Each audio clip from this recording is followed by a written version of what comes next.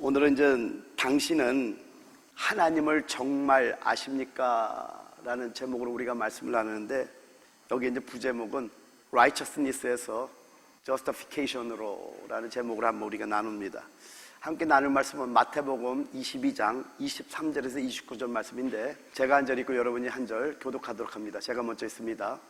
부활이 없다 하는 사두개인들이 그날 예수께 와서 물어 이르되, 선생이며 모세가 일렀을 때 사람이 만일 자식이 없이 죽으면 그 동생이 그 아내에게 장가들어 형을 위하여 상속자를 세울지니라 하였나이다.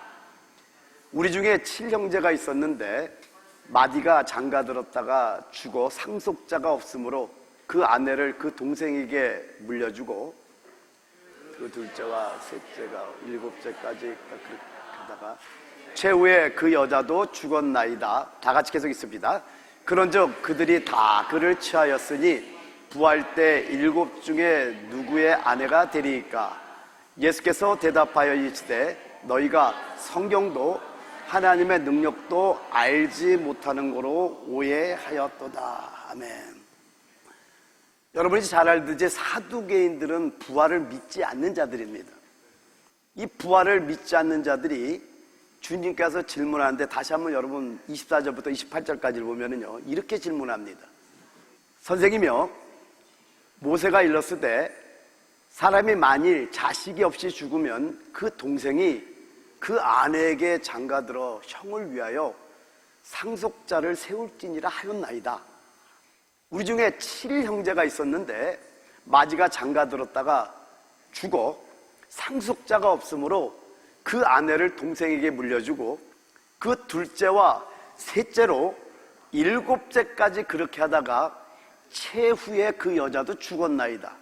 그런즉 그들이 다 그를 취하였으니 부활 때 7 중에 누구의 아내가 되리까? 참 이스라엘의 풍습을 보면 놀랍죠. 근데 여기에 다 영적인 비밀들이 있어요. 오늘 이제 그쪽 설교는 아니기 때문에 넘어가지는 않아요. 7명의 형제들이 다 한 형님의 아내와 잠을 잔 거예요, 쉽게 얘기해서. 근데 애를 갖지 못했기 때문에 전부 다 아내로 취했기 때문에 누구의 아내가 되냐고 묻는 거예요. 그런데 29절에 우리 주님께서 말씀하기를, 예수께서 대답하여 이르시되 너희가 성경도 하나님의 능력도 알지 못하는 거로 오해하였도다 라고 말씀합니다. 여러분, 여러분이 성경을 볼 때요, 예수님이 한 그 말씀은 깊이 보셔야 됩니다. 우리 주님께서 이 사두개인들에게 성경을 모른다고만 말하지 않고 성경도 하나님의 능력도 알지 못하는 거로 오해하였도다 라고 말하고 있다는 겁니다.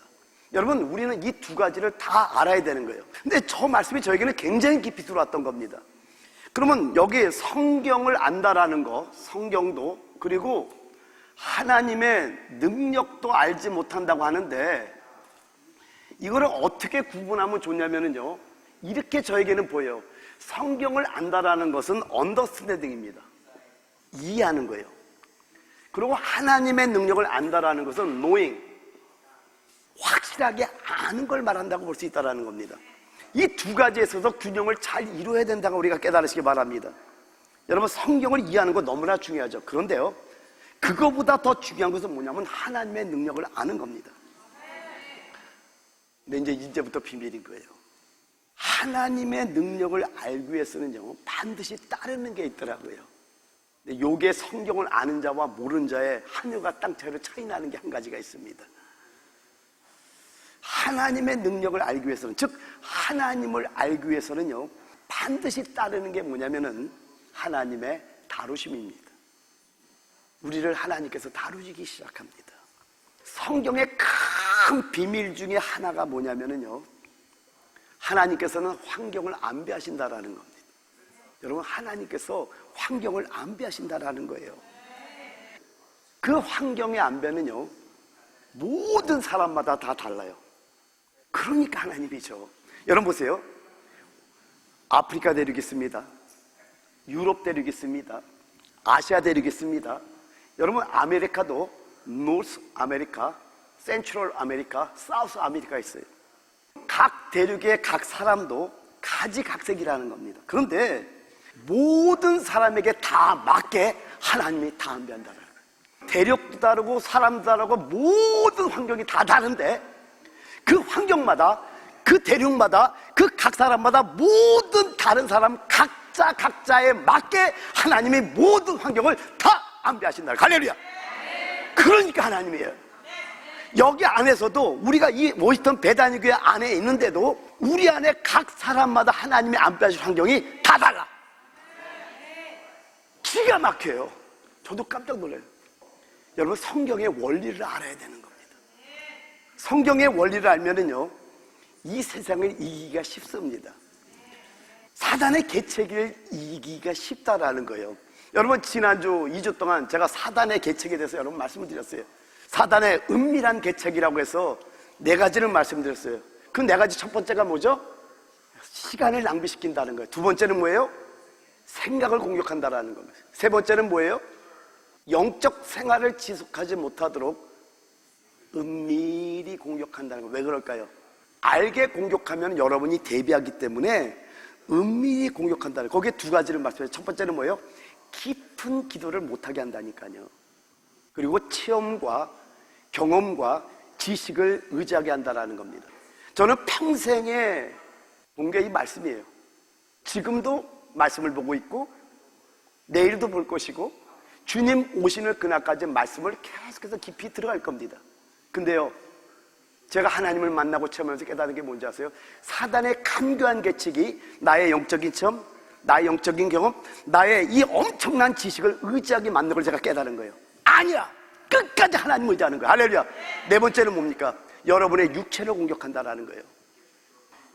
우리가 성경의 원리를 알면은요, 이 사단의 계책을 이기기가 쉽다라는 거예요. 여러분, 이거는 한 번 설교 끝나고 들으면 안 됩니다. 여러분 또 들으시기 바랍니다.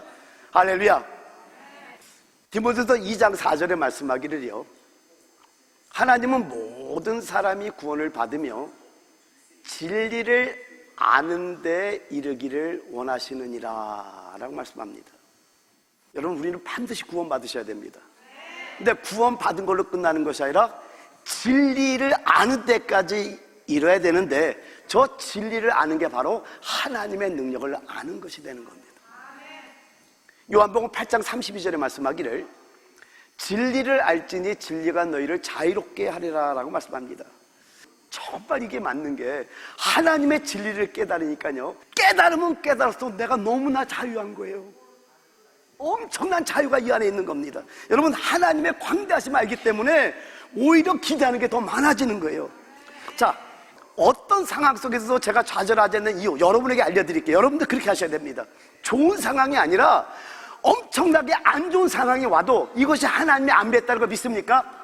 이걸 아는 것과 모르는 것 하늘과 땅째로 달라지는 거예요. 하나님께서 나에게 좌절되는 상황을 줄 때도 이유가 있고 좋은 상황을 줄 때 다 이유가 있더라고요. 근데 이제는 하나님의 진리라 찐 진리가 너희를 자유롭게 하리라고 말씀했듯이, 하나님의 진리를 깨닫고 나니까 어떤 상황을 주면 거기에 따라 하나님의 이유가 뭔지를 묻게 되는 거예요. 그런데 신기한 게 뭐냐면요, 하나님은 사랑이라니까요. 사실은 이 설교를 한 이유를 좀 말씀드릴게요. 하나님께서 새벽녘에 깨어서 기도를 시키는데, 하나님께서 저의 인생 전체를 보여주는데 너무너무 감격했던 거예요. 하나님은 사랑이더라고요. 근데 많은 사람들이 오해하는 게 뭐냐면, 그 하나님의 사랑을 못 보니까 환경을 보고 상황을 보고 사람을 보고 그 엄청난 우리 아픔들을 보다 보니까 좌절 속에 빠지는데, 그것을 주신 하나님이 왜 줬는지 그걸 깨달으면요, 여기 다 일어날 좀 있습니다. 할렐루야. 하나님의 일들을, 이루실 일들을 제가 바라보게 되는 거예요. 여러분, 사단도 우리를 함부로 공격하지 못한다니까요. 하나님이 허락해야 공격한다고 여러분 깨달으시기 바랍니다. 비록 우리가 죄를 범하기 때문에 허락하지만은 어쨌든 하나님의 허락이 없이는 사단도 우리를 공격 못한다는 걸 깨달으시기 바랍니다. 그럼 모든 것들이 하나님의 통제 아래 있잖아요. 근데 제가 너무나 감격하고 놀라는 것은, 하나님이 전지전능하다는 말로 끝나는 것이 아니라 여러분 각자 하나님께서 여러분에게 맞는 환경을 안배하고 있다는 거, 우리 있지 않는 여러분에게서 축원드립니다. 그래서 여러분, 하나님의 능력을 알려면은요, 우리의 옛사람, 우리의 옛 생명 안에 갇혀 있으면은요, 즉 다른 말로 하면은요, 우리의 겉사람 안에 갇혀 있으면은요, 하나님을 절대로 알 수가 없다라는 겁니다. 그래서 우리가 하나님의 능력을 알기 위해서 반드시 선앙되어야 하는 게 바로 우리의 겉사람, 우리의 옛생명, 우리의 자아가 십자가에 못 박히고 새 사람으로 다시 한번 거듭나야 되는 겁니다. 여러분, 거듭남에 두 방면이 있습니다. 요한복음 1장 12절에 말씀하기를 영접하는 자, 곧 그 이름을 믿는 자들에게는 하나님의 자녀가 되는 권세를 주셨으니 라고 말씀합니다. 우리가 예수를 영접합니다.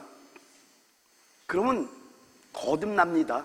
거듭남으로 말미암아 우리가 하나님의 자녀가 되는 거예요. 이렇게 우리가 예수를 영접하고 거듭나서 하나님의 자녀가 되지만 아직 연약한 자인 거예요. 요거를 하나님의 딸로 비유되는 겁니다. 근데 이 거듭남으로 끝나는 게 아니라 다시 한번 거듭나야 된다는 거예요. 즉 말씀을 레마를 먹어야 돼요. 여러분, 말씀도 로고스가 있고 레마가 있습니다. 로고스는 의문은 죽이는 것이요 영은 살린다고 했듯이 의문, 이 하나님의 말씀, 이 지식을 먹는다고 우리가 변해야 되는 것이 아니라 그 로고스 말씀이 레마, 생명의 말씀으로 내 안에 들어올 때 우리가 변화되기 시작하는 겁니다. 그러니까 말씀을 레마를 먹고 성장하면은 뭐가 되죠? 이기는 자가 되는 거예요. 이걸 요한계시록 12장에 상징으로 설명해 주는데, 먼저 요한계시록 12장 1절부터 5절을 같이 한번 읽어봐요. 시작. 하늘에 큰 이적이 보이니 해를 옷 입은 한 여자가 있는데 그 발 아래에는 달이 있고 그 머리에는 12별의 관을 썼더라. 이 여자가 아이를 베어 해산하게 되매 아파서 애를 쓰며 부르짖더라. 하늘에 또 다른 이적이 보이니 보라, 한 큰 붉은 용이 있어 머리가 7이요 뿔이 10이라. 그 여러 머리에 7 왕관이 있는데 그 꼬리가 하늘의 별 3분의 1을 끌어다가 땅에 던지더라. 용이 해산하려는 여자 앞에서 그가 해산하면 그 아이를 삼키고자 하더니 여자가 아들을 낳으니 이는 장차 철장으로 만국을 다스릴 남자라. 그 아이를 하나님 앞과 그 보좌 앞으로 올려가더라. 이 말씀은 어떤 내용이냐면요, 해를 입은 여자로 상징된 이 교회가 하는 일에 대한 상징적 설명인 겁니다. 여러분, 교회가 해야 될 일이 뭘까요? 사내 아이를 낳아야 돼요. 다른 말로 하면은 이기는 자를 산출해야 되는 것이 교회의 할 일이라는 겁니다.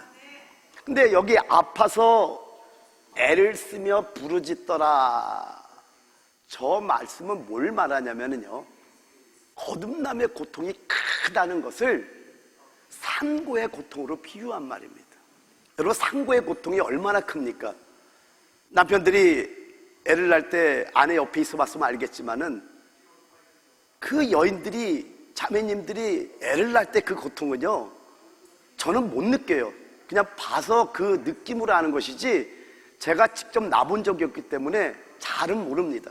그런데 굉장히 고통스러운가 봐요. 그러니까 이렇게 산고의 고통이 크듯이 다시 태어난 것, 즉 거듭나는 것, 다시 거듭나는 것, 즉 변화되는 것이 쉽지 않음을 상징적으로 말해주고 있는 거예요. 그래서 아파서 애를 쓰며 부르짖더라 라고 말씀하고 있다는 겁니다. 여러분, 성품이 변화되기가 쉽습니까? 제 얘기니까 그냥 제 얘기로 할게요. 저도 보통 성품이 아니거든요. 여러분, 깎아지는데 얼마나 고통스러운지 아세요? 혁이는 어떻습니까? 눈물의 나날이었습니다. 근데 지금은 정말 혈기가 없어요. 아니, 100% 없을 수는 없어요. 근데 많이 없어졌어요. 교만은 어떻습니까? 우리 한국 속담에 이런 말이 있죠. 미친 개는 몽둥이 약이고 교만은 고난이 약이다. 여러분, 교만한 자가 변화되는 건 고난밖에 없다니까요. 그럼 정욕은 어떻습니까? 이제 이 문제는요, 앞으로 깊이 나누게 될 겁니다. 여러분, 이 정욕의 뿌리는요, 정말 사라지는 게 아니에요. 거기다 답들을 주님께서 다 주셨던 거예요. 삶을 통해서, 체험을 통해서, 갈아짐을 통해서, 깎아짐을 통해서, 해결되지 않는 부분의 고통을 통해서 하나님과 교제하면서 이런 것들이 다 해결되는 걸 제가 알기 때문에 이 설교를 하는 거예요. 그래서 설교가 짧지는 않을 겁니다. 그러나 여러분 알면 여러분에게 엄청난 축복이 임할 겁니다. 근데 오늘은 이제 여기 좀 신앙이 어린 분들 위해서 조금 그쪽 입장으로 조금 제가 오늘 준비했던 겁니다. 요한계시록 12장 4절 하반절을 보면은요, 용이 해산하는 여자 앞에서 그가 해서라면 그 아이를 삼키고자 하더니라고 말씀합니다. 이게 용이 하는 일이에요. 여러분, 용은 뭐죠? 큰 용이 내어쫓고 옛뱀이요 마귀요 사단이라. 이거 사단을 말하는 거예요. 그 사단이 하는 일이 뭐냐면요, 사나이가 낳으려고 하면, 즉 이기는 자가 산출되려고 하면 반드시 삼키려고 난리를 친다는 걸 여러분 아셔야 된다는 겁니다. 근데 여러분, 실제로 우리의 신앙 싸움은요 바로 이 싸움입니다. 여러분, 이걸 여러분 아셔야 됩니다. 여러분, 마귀의 전략이 뭔지 아십니까? 우리를 유혹해서 쓰러뜨리는 게 마귀의 전략입니다. 우리를 시험해가지고 어쨌든 쓰러뜨리는 게 마귀의 전략이라는 거예요. 그리고 여러분이 이제 은혜와 기쁨을 쭉 많이 누려요. 반드시 여러분의 은혜와 기쁨을 뺏으려고 난리를 치는데, 멀리 있는 사람이 나를 공격하면 이 기쁨, 은혜를 뺏길까요? 별로 안 뺏겨요. 왜? Forget it. 잊어버리면 되는데, 그래서 사단이 이 전략은 가장 가까운 사람을 통해서 우리의 충만한 은혜와 우리의 충만한 기쁨을 뺏어간다고 여러분 깨달으시기 바랍니다. 그리고 요한계시록 12장 5절을 보게 되면요, 여자가 아들을 낳으니 이는 장차 철장으로 만국을 다스릴 남자라. 그 아이를 하나님 앞과 그 보좌 앞으로 올려가더라 라고 말씀합니다. 여기 여자가 아들을 낳았다라는 것은요, 여러분이 시련과 연단을 거치면서, 즉 불같은 시험을 거치면서 우리가 변화됩니다. 이 변화되면은요, 남자의, 즉 이기는 자로 태어나는 것을 말하는 거예요. 할렐루야. 근데 여기에 다스린다는 것은 왕권을 말하는데, 근데 여기서 지금 뭐라고 말해요? 장차 다스린다고 말하고 있네요. 장차 다스린다는 것은 앞으로 올 천년왕국 시대에 이기는 자들에게 보상으로 주는 왕권을 말하고 있다는 겁니다. 이제 여러분, 거듭남의 두 방면 이해가 됐습니까? 우리가 한 번 거듭난, 즉 혈육의 부모로부터 하나님의 거듭난 이걸로 끝나는 것이 아니라 다시 한번 이기는 자로 태어나는데, 이걸 거듭나야 되는데 이거를 산고의 고통이 엄청나게 크듯이 해산의 고통으로 비유해주고 있는 거 여러분 깨달으시기 바랍니다. 근데 여러분, 이 땅에서 변화돼서 이기는 자들에 대한 보상이 크게 두 가지가 있어요. 첫 번째는 뭐냐면요, 천년왕국 때, 앞으로 지금 은혜 시대잖아요. 앞으로 천년왕국 때 주님과 함께 만국을 다스리게 된다는 겁니다. 와. 또 한 가지는요, 이제 대환란이 곧 옵니다. 그런데 이렇게 미리 사단의 유혹에 빠지지 않고 끝까지 하나님을 따라간 자들은 큰 환란 전에 데려감을 당하는데, 공중으로 올라가는 것이 아니라 보좌로 올라간다고 여러분 깨달으시기 바랍니다. 할렐루야. 자, 따라서 하나님에 의해서 옛사람, 옛생명, 자등이 처리받기를 원치 않으면요, 하나님을 알 수 없게 되는 겁니다. 왜 그럴까요? 이게 변하여 이기는 자로 태어나는 것이기 때문이라는 겁니다. 여러분의 가슴에 반드시 새겨야 됩니다. 할렐루야. 다시 본문 마태복음 22장 29절로 돌아서 같이 한번 읽어봐요. 시작. 예수께서 대답하여 이르시되 너희가 성경도 하나님의 능력도 알지 못하는 거로 오해하였도다. 여러분, 성경을 아는 것과 하나님의 능력을 아는 것은 큰 차이가 있다는 겁니다. 이거를 제가 여러분 아브라함으로 이름이 바뀌는 이 과정을 통해서 여러분 좀 설명하려고 그러는데요, 아브라함의 뜻은 고귀한 아버지란 뜻입니다. 근데 아브라함의 뜻은 많은 무리의 아버지라는 뜻인데, 여러분 창세기 15장 6절을 같이 한번 읽어봐요. 시작. 아브라함이 여호와를 믿으니 여호와께서 그를 그의 의로 여기시고, 그 다음에 야고보서 2장 21절을 같이 한번 씁니다. 시작. 우리 조상 아브라함이 그 아들 이삭을 제단에 바칠 때 행함으로 의롭다 하심을 받은 것이 아니냐. 지금 창세기 15장 6절과 야고보서 2장 21절에 보니까 창세기 15장 6절은 righteousness를 말합니다. 근데 야고보서 2장 21절은 justification을 말씀하고 있다는 거예요. 완전히 다릅니다. 같이 의로 여긴다고 말하는 것 같지만은 의미가 굉장히 다르다는 거예요. 지금 창세기 15장 6절은 창세기 15장이잖아요. 저 justification에서는 어디를 말하냐면 창세기 22장을 말하고 있다는 거예요. 그런데 여기 창세기 15장 6절은 뭘 말하냐면은 의로 여기는 걸 말하고요, 창세기 22장, 즉 야고보서 2장 21절에 말하는 저 justification은 의롭다 하심을 말씀하는데, 의로 여기는 것과 의롭다 하심을 받는 게 이게 같은 말이 아니에요. 같은 말인데 같은 말이 아니에요. 이게 또 같은 내용이 어디냐면 로마서 1장 17절을 한번 같이 한번 읽어봐요. 시작. 복음에는 하나님의 의가 나타나서 믿음에 이르게 하나니 기록된 바 오직 의는 믿음으로 말미암아 살리람과 같으니라. From faith for faith. 그러니까 로마서 1장 17절에 믿음이랑 이게 같은 의미가 되는데, 제가 오늘은 이제 이렇게 하나님을 믿으니 이를 그의 의로 여기셨다고 했는데, 여기 의로 여기신다라는 것이 뭐냐면은요, 이제 하나하나 이제 창세기 15장까지 오기까지 7가지 우리 예배에 연결되는 말씀들이 있어서 한번 여러분에게 말씀을 나누려고 하는데, 먼저 창세기 12장 1절 같이 한번 읽습니다. 시작. 여호와께서 아브라함에게 이르시되 너는 너의 본토 지척 아버지 집을 떠나 내가 내게 지시할 땅으로 가라. 그럼 여러분 첫 번째는 뭐냐면요, 떠남이 있네요.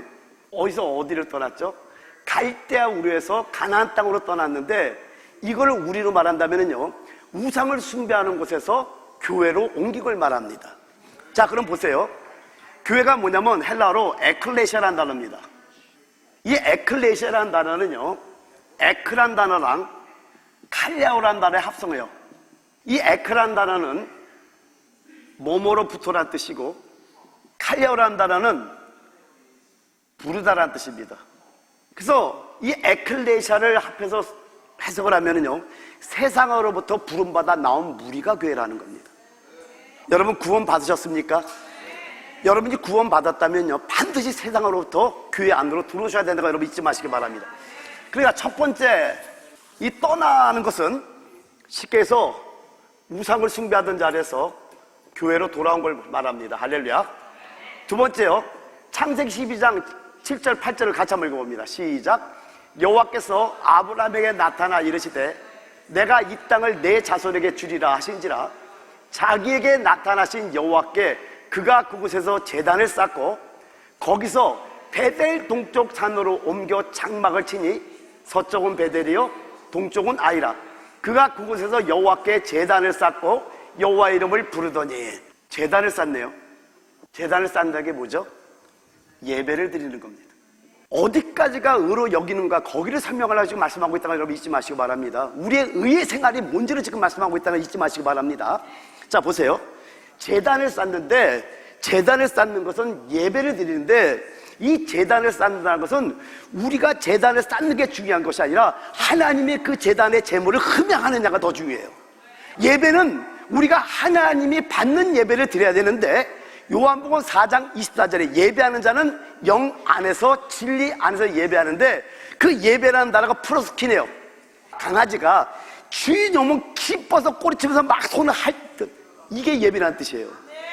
그러니까 예배는 오늘 우리 찬양할 때도 여러분들이 함께 동조하는 게 너무나 감사한 게, 춤을 추고 손을 들고 벅차면 막 가슴을 치면서 찬양하고, 예배할 때도 서로 아멘, 다 같이 시작, 아멘. 이렇게 아멘 반응도 하고, 그러면 아버지가 기뻐할까 안 기뻐할까요? 이런 예배를 드려야 된다는 거예요. 할렐루야. 창세기 13장 4절을 한번 같이 한번 읽어봅니다. 세 번째 시작. 그가 처음으로 제단을 쌓은 곳이라. 그가 거기서 여호와의 이름을 불렀더라. 여호와의 이름을 부르네요. 뭐죠? 기도입니다. 근데 저거 히브리어 자가 써서 카라, 그냥 이렇게 부르는 게 아니죠. 예레미야 33절 3절. 너희는 내게 와 부르짖으라. 내가 내게 응답하겠고 내가 알지 못하면 큰 은밀한 일을 보이라. 여러분, 이왕 기도하는 거 부르짖는 기도가 좋습니다. 제가 평생에 저의 비밀이잖아요. 저는 평생 말씀만 보고 사는 사람입니다. 그런데 부르짖어 기도하지 않으면 내 영이 메말른다니까요. 이걸 체험해보지 않은 사람은 메말름 자체를 몰라. 왜요?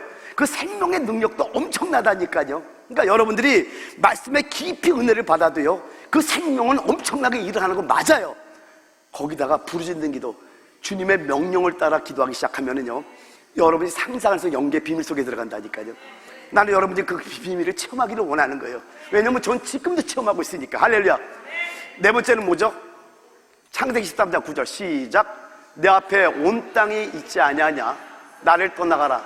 내가 좌하면 나는 우하고 내가 우하면 나는 좌하리라. 여러분, 목초지를 양보합니다. 이게 참 엄청난 비밀이거든요. 유목민에게는요, 목초지는 생명과 같아요.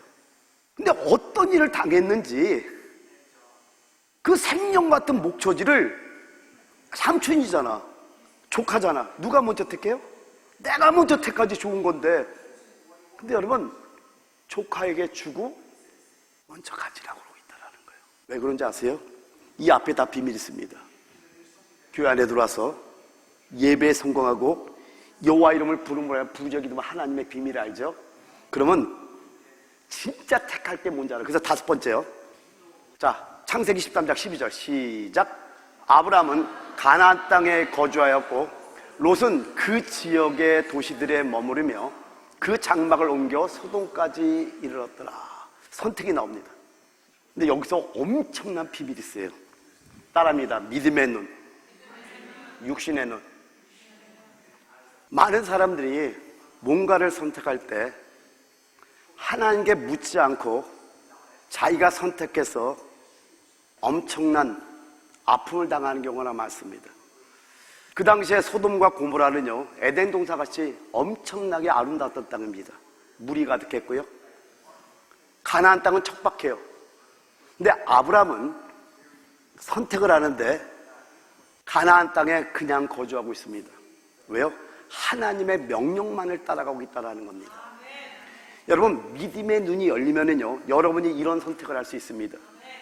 많은 사람들이 육신에 보이는 대로 육신의 눈으로 선택한 결과가 뭐냐면, 신명기 23장 3절에 보면은 롯의 그 딸이, 큰 딸을 통해서 나간 모압 족속과 작은 딸을 통해서 가늠하고 난 암몬 족속, 이 베나미 암몬 족속이 영원한 저주로 끝나는 게 육신의 눈의 결과입니다. 오늘 여러분이 생명의 말씀을 택해서 여기 있는 여러분 축복이 임했잖아. 그러니까 선택을 하는데 믿음의 눈으로 선택하지 육신의 눈으로 선택하고 있지 않더라는 거예요. 근데 이 단계를 여러분 아셔야 돼요. 참다운 교회 안에 있습니다. 제단을 쌓는다는 건 하나님을 흠양하는 교통이 있다는 거예요. 그런 예배가 있어야 돼. 할렐루야. 그리고 참다운 기도가 있는 거예요. 여러분, 부르짖는 기도 많이 하시기 바랍니다. 그리고 선택을 하는데 롯은 육신의 눈을 따라가는 말미암아 결국은 영원한 저주로 끝나잖아요. 저주받은 족속으로 끝나잖아요. 근데 아브라함 믿음의 조상이 되고 있다는 거야. 할렐루야. 그리고 여섯 번째는요, 창세기 14장 14절에 16절 같이 한번 읽어봐요. 시작. 아브라함이 그의 조카가 사로잡혔음을 듣고 집에서 길리고 훈련된 자 318명을 거느리고 단까지 쫓아가서 그와 그의 가신들이 나뉘어 밤에 그들을 쳐부수고 다메섹 왼편 호박까지 쫓아가 모든 빼앗겼던 재물과 자기의 조카 롯과 그의 재물과 또 부녀와 친척을 다 쫓아왔더라. 조카 롯에 대한 사랑이 있습니다. 연민이 있습니다. 좋은 땅을 택하고 갔으면은 너 잘 돼야지, 왜 금명이냐, 이게 아니라 끝까지 조카 롯에 대한 사랑과 연민을 보여주고 있다는 겁니다. 이게 예배에 성공한 자의 모습이에요. 아멘? 여러분, 우린 믿음의 가족들이에요. 서로에 대한 사랑과 연민이 있어야 돼요. 그리고 일곱 번째는요, 창세기 14장 20절 다 같이 시작. 너희 대적을 내 손에 붙이신 지극히 높으신 하나님을 찬송할지로다 하매 아브라함이 그 얻은 것에서 10분의 1을 멜기세덱에 주었더라. 11조가 나오네요. 뭐예요? 헌금입니다. 여기 병이 있어요. 병을 뚜껑으로 닫아놨어요. 이걸 막아버리면은요, 5대양의 물을 여기다 버도요, 한 방울도 들어갈 수가 없습니다. 조금만 이 병이라고 할지라도 조금만 마개로 막아버리면은요, 큰 바다의 물을 여기다 부으려고 해도 한 방울도 담을 수가 없다는 겁니다. 우리 수중에 있는 이 적은 돈은요, 조금만 마개 같습니다. 이걸 뽑지 않으면은요, 하나님께로부터 어떠한 것도 받을 수가 없다라는 겁니다. 여러분, 11조는 하나님의 겁니다. 요즘 많은 사람들이 11조는 율법이 펴졌기 때문에 11조로 안 내도 된다. 그럼 내가 그분들한테 얘기할게요. 그럼 10의 10조 다 내십시오. 우리 모든 게 하나님 거잖아요. 근데 지금 창세기 14장에 아브라함이 예수 그리스도를 예표하는 멜기세덱에 드는 저 11조가 율법에 관계됐습니까? 여러분, 율법은 모세로부터 왔어요. 여기는 율법 시대 훨씬 전입니다. 근데 11조의 비밀이 뭔지 아십니까? 첫 것 중에 가장 좋은 것이라는 뜻이 있어요. 여러분, 하나님은 가장 좋은 것을 받지, 흠없는 것들을 받지, 흠 있는 걸 받지 않는단 말이에요. 그래서 얼마 전에 우리 권사님이 태민이를 교육하는 걸 저한테 얘기해 줬는데 너무나 은혜를 받았어요. 돈을 다려가지고 이거 11조 먼저 내야 된다, 이걸 가르쳐주고 있는 거예요. 옛날에 내가 우리 권사님들한테 배웠던 그걸 우리 권사님께서 손주에게 가르쳐주는데, 돈을 다려가지고 헌금을 이렇게 먼저 내야 된다는 걸 가르쳐주는데, 뭐 태민이가 11조가 10에 뭐 4조 6조를 낸다 그래갖고, 아니 11조만 내도 돼 뭐 이렇게 얘기를 했다 그래갖고 나 많이 웃었는데, 걔도 대단하죠. 할렐루야. 그렇기 때문에 여러분, 그걸 하지 못하면은요, 그 큰 은혜의 통로를 막는 것과 같다라는 겁니다. 이것에 더해서 여러분 감사할 줄 알아야 됩니다. 여러분, 생활을 하다 보면 감사할 제목들이 많잖아요. 그때 하나님께 감사한 제목을 가지고 헌금을 낼 줄도 알아야 돼요. 여기에 더해서요, 하나님의 나라 확장을 위해서 여러분 성경공부도 할 줄 알아야 됩니다. 이 물질의 뚜껑을 여러분이, 여러분의 수중에 있는 작은 그 물질을 뚜껑을 여는 순간에 여러분은 하나님께 그 적은 걸 드렸지만 이 병에 뚜껑이 열리면서 하나님의 은혜가 여러분에게 쏟아부어지는 축복이 있다는 걸 여러분 깨달으시기 바랍니다. 할렐루야. 의의 생활에 대해서 7가지를 나눴어요. 이게 창세기 15장 그의 믿음을 의로 여기는 전까지 나오는 상황들인데, 보니까 먼저는 떠나는 겁니다. 제단을 쌓는 거예요. 예배 드리는 생활. 근데 이 예배는 아무 예배가 아니라 영 안에서 진리 안에 드리는 예배입니다. 그리고 여호와 이름을 부르는데 가라 부르자 기도하는 거예요. 이제 하나님이 원하는 하나님의 명령을 따른 기도를 하는 거예요. 그리고 이제 목초지를 양보하는데, 생명 같은 목초지를 양보할 수 있는 게 뭘까요? 하나님과의 교통이 있는 자만이 할 수 있는 겁니다. 그리고 5번째 선택을 하는데, 육신의 눈으로 선택하는 것이 아니라 하나님과 교통이 열린 자이기 때문에 믿음의 눈으로 선택할 줄 아는 거예요. 그래서 우리 워유턴 배단위의 성도들이 너무나 축복스러운 겁니다. 너무나 사랑스러운 거예요. 그리고 6번째, 조카 롯에 대한 사랑과 연민이 있는 거예요. 네가 좋은 거 선택했다고 그게 아니라 끝까지 사랑을 하는 거예요. 예배 성공한 자의 모습입니다. 마지막째, 멜기세덱의 11조를 드리는데 이제 헌금 생활, 이 7가지가 이게 바로 의의 생활을 말하는 겁니다. 이것을 하나님께서 의로 여기신다는 거 여러분 잊지 마시기 바랍니다. 야고보서 2장 20절을 같이 한번 읽어봐요. 시작. 우리 조상 아브라함이 그 아들 이삭을 제단에 바칠 때 행함으로 의롭다 하심을 받은 것이 아니냐. 지금 의로 여긴다라는 건 뭐냐면은 간주해 주는 거예요. 그러니까 어떤 내용은 이런 겁니다.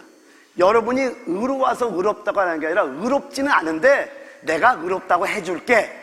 그러기 위해서 여러분 이 생각을 해야 됩니다. 아멘. 그런데 의롭다 하심을 받는 거. 근데 여기 뭐예요?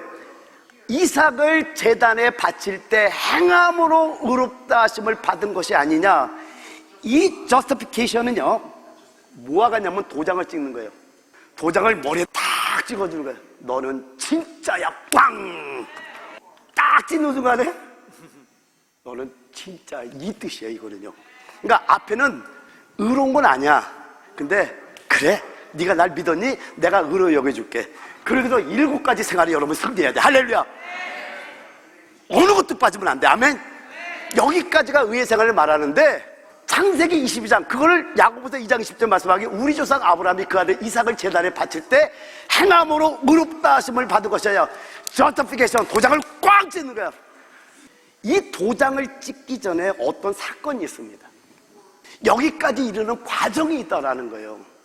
아브라함에서 아브라함. 여러분, 이름이 개명되는 사건이 있습니다.